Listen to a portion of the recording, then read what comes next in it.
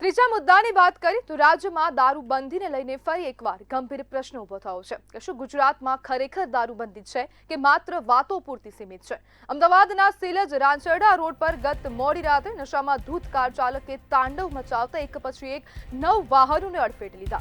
અકસ્માત બાદના દ્રશ્યો વધુ ચોંકાવનારા હતા। કાર ચાલક ન તો ચલાવવાની સ્થિતિમાં હતો ન તો સીધો ઊભો રહી શકતો હતો।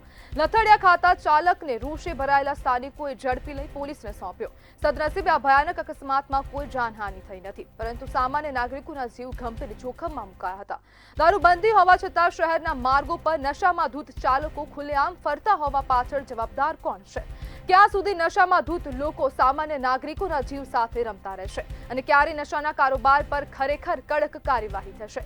અકસ્માતના પગલે એમ ડિવિઝન ટ્રાફિક પોલીસે આરોપીની ધરપકડ કરી કાયદેસરની કાર્યવાહી શરૂ કરી, પરંતુ સવાલ એ છે કે શું કાર્યવાહી માત્ર ઘટના બાદ જ થશે કે પછી આવા બનાવો અટકાવવા માટે દારૂબંધીના અમલ પર ખરેખર કડક નજર રાખવામાં આવશે?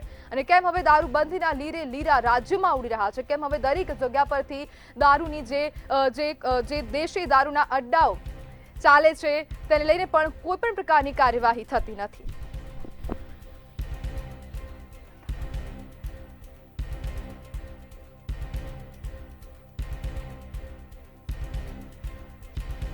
આપણી સાથે એડવોકેટ ભાવેશ બારોટ જોડાઈ ગયા છે। ભાવેશભાઈ, અમદાવાદના રોડ પર હવે નશાનો કહેર જોવા મળી રહ્યો છે, શું કહેશો?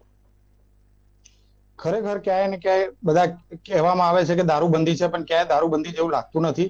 રોજ જોવામાં આવે તો રોજ વિડીયોમાં ક્યાંક ને ક્યાંક વિડીયો વાયરલ થાય છે કે અહીંયા દારૂ મળે છે, એના ઉપર જે જાહેરાત આપે છે કે ભાઈ અહીંયા દારૂ મળે છે, એના ઉપર હુમલા થઈ રહ્યા છે। અને આ એક આપણું સદનસીબ કહેવાય કે આટલી બધી જગ્યાએ આ પીધેલા માણસ જે ઉભા નથી રહી શકતા એને આટલી 9 જગ્યાએ અકસ્માત કર્યો પણ ક્યાંય જાનહાનિ થઈ નથી, આપણા માટે સારી વસ્તુ છે।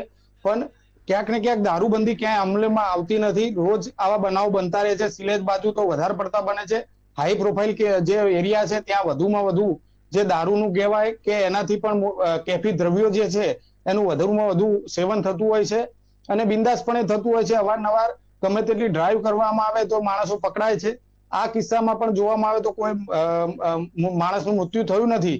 એટલે ક્યાંક ને ક્યાંક આ આરોપીને ત્યાંથી છોડી દેવો પડે એવો કાયદા પ્રમાણે જે પ્રોવિઝન છે હનેશ કુમારના જજમેન્ટ પ્રમાણે કે 2 વર્ષથી બધી નાની સજા છે બધી, એટલે ત્યાંથી જોડી દેવામાં આવશે અને પ્રોહિબિશનનો ગુનો કરવા, પ્રોહિબિશનની બીજી એફઆઈઆર માં કલમ એડ કરવામાં આવે તો પણ એ સામાન્ય પ્રકારનો ગુનો થઈ જાય છે। એટલે ક્યાંય આને સબક મળે એવું કાયદાના પ્રોવિઝન પ્રમાણે અત્યારે છે નહીં। એટલે ક્યાંક ને ક્યાંક જે વિસ્તારમાં દારૂબંધી હોવી જોઈએ એ થતી નથી, એના કારણે રોજ અકસ્માતના ગુના દિવસે દિવસ વધતા જાય છે અને જેના કારણે આમ પબ્લિક જે સામાન્ય પબ્લિક જે ઘરેથી કંઈક લેવા નીકળી છે કે નોકરીથી ઘેર જતું હોય છે એ લોકોને જાનમાલને નુકસાન થાય એવી પૂરેપૂરી શક્યતા રોજ રહેલી છે કે માણસ નીકળશે ઘરેથી પણ પાછો આવશે કે નહીં એ ઘરવાળાને હંમેશા ચિંતા હોય કે આપણે ગમે તેવી રીતે સારી રીતે જતા હોય પણ કોઈ પીધેલો માણસ તમે રોડ ઉપર ઉભા હોય ક્યાં ચા પીતા હોય ત્યાં પણ આ લોકો ગાડી લઈને ઘૂસી જાય છે।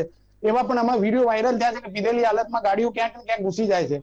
એટલે માણસનું અત્યારે ઘરની બહાર નીકળવું પણ મુશ્કેલ થઈ ગયું છે। ભાવેશભાઈ, ગુજરાતમાં દારૂબંધી કેમ શક્ય નથી? હવે એ સરકારનો વિષય છે કે સરકાર કહે છે કે અમે દારૂબંધી કરી છે પણ ગાડીઓ પકડાતી હોય અને જો બોર્ડર પર ચેકિંગ ફૂલ થતું હોય, જ્યારે અમે પણ બોર્ડર માંથી આવીએ છીએ અંબાજીજી આબુજી ફેમિલી સાથે ત્યારે અમારી ગાડીઓ પણ ચેક થાય છે। હવે નાની ગાડી ચેક થતી હોય તો મોટા મોટા કન્ટેનરો કઈ રીતે આવે છે એ પ્રશ્નાર્થ ચિહ્ન છે। ક્યાંક ને ક્યાંક આમાં પોલીસો પણ કદાચ ઘણા કેસોમાં તમે જોશો તો એમાં ઘણી જગ્યાએ પોલીસ અધિકારીઓના પણ નામ આવે છે, કોન્સ્ટેબલોના નામ આવે છે કે જેમાં ધંધામાં સંકળાયેલા હોય છે। જ્યારે રક્ષક જ ભક્ષક બની જાય, જ્યારે રક્ષક જ એમાં ઇન્વોલ્વ હોય, ગાડી જે બોર્ડર થી આવે છે ક્યાંક ને ક્યાંક કોઈની રહેમ નજર હેઠળ જ આવે, નકર તો આપણી સામે એક 4 વ્હીલ ગાડી હોય ફેમિલી સાથે હોય તો જતાય ચેક થાય છે, આવતાય ચેક થાય છે। તો આટલું મોટા કન્ટેનરો કઈ રીતે આવે? અને આ માણસ જે રીતે દારૂ પીને ઉભો પણ નથી રહી શકતો એ માણસ ક્યાંથી ગાડી લઈને આવતો હશે? ત્યાં રસ્તામાં કેટલી 4 રસ્તા આવતા હશે, ટ્રાફિક પોલીસ હશે, બીજા ઘણા બધા પોલીસ ચોકી આવતા હશે, પણ ક્યાંય કોઈ ગાડીને ઊભી ના રાખી। નકર તો આ મોટો બનાવ જે આજે સારું કહેવાય કે કોઈ મર્યું નથી પણ ક્યાંક કોઈ જાનહાનિ થાય તો એની જવાબદારી કોની રહે? એટલે ક્યાંક ને ક્યાંક સરકારે કાગળ પર કહે છે કે દારૂબંધી છે પણ અત્યારે 31st જોવામાં આવે તો ત્યારે પણ ગુના ઘણા બન્યા છે। તમે ડ્રાઈવ કરી એમાં પણ ઘણા દારૂ પીધેલી હાલતમાં પકડાય। એટલે ક્યાંક પબ્લિકમાં દારૂ પીધા પછી કોઈ ભય નથી કે દારૂ પીને જઈશું, પોલીસ પકડશે તો છૂટી જઈશું।